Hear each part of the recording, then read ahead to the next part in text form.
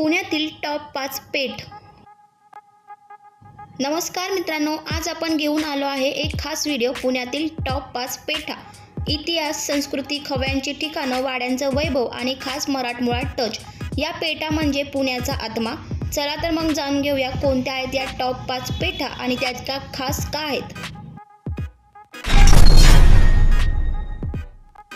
Number 1, Kasba Peth. Kasba Peth ही पुण्याची सर्वात प्राचीन पेठ मानली जाते। कसबा गणपती मंदिर देखील इथंच आहे, जो पुण्याचा ग्रामदैवत मानला जातो। आज इथं जुन्या वाड्यांचे अवशेष, पारंपरिक बाजारपेठ आणि मराठमोळ वातावरण टिकून आहे। इतिहासप्रेमींना ही पेठ आवर्जून पाहावी अशीच आहे। नंबर 2, नारायण पेठ। नारायण पेठ म्हणजे विद्यार्थ्यांची पेठ। इथे अनेक जुने शाळा, वाचनालय व सांस्कृतिक संस्था आहेत। सारस्वत बँक, टिळक रोड, दगडूशेठ गणपती जवळ असल्याने नेहमी गजबजलेली असते।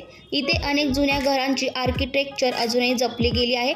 गणपती उत्सव, शैक्षणिक घडामोडी आणि सांस्कृतिक कार्यक्रमांचं हे केंद्र आहे।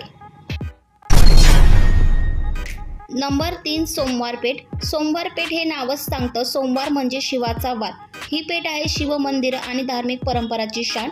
इथलं त्रिशुंड गणपती मंदिर आणि निळकंठेश्वर मंदिर खूप प्रसिद्ध आहे। सोमवार पेठेला पुण्याच्या मध्यभागी स्थान असून ही ऐतिहासिकदृष्ट्या महत्त्वाची आहे। जुन्या पुण्याचं खरं दर्शन इथे होतं। नंबर 4, बुधवार पेठ। बुधवार पेठ म्हणजे व्यापाऱ्यांचा अड्डा। इथे मोठ्या प्रमाणावर कपड्यांचा व्यापार, होलसेल दुकानं आणि ट्रेंडिंग मार्केट्स आहेत। इथे आजही पारंपरिक पद्धतीने व्यवहार चालतो। मात्र या पेठेला एक वेगळी ओळख आहे। इथल्या रेड लाईट एरियामुळे ती अनेक चर्चांमध्ये असते, परंतु तिच्या ऐतिहासिक आणि व्यापारिक महत्त्वाला नाकारता येणार नाही। नंबर 5, शनिवार पेठ। शनिवार पेठ ही पेशवाई काळातील एक महत्त्वाची पेठ होती।